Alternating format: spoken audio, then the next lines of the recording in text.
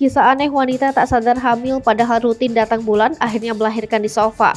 Seorang wanita sudah sepantasnya tahu bahwa memang sedang hamil tapi tidak pada wanita ini.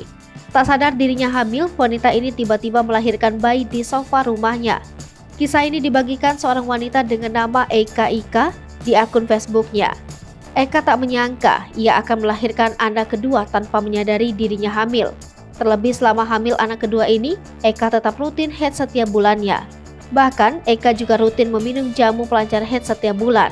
Melansir Mstar, wanita berhijab ini tiba-tiba melahirkan anak keduanya pada 19 Oktober 2022 lalu, pada pukul 8:45 waktu setempat.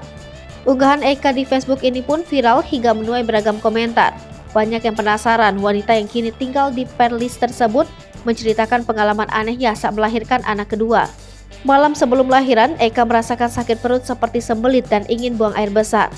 Tak kuat menahan rasa sakit yang semakin parah, Eka mengajak sang suami untuk pergi ke rumah sakit. Belum sempat menuju ke rumah sakit, Eka dibuat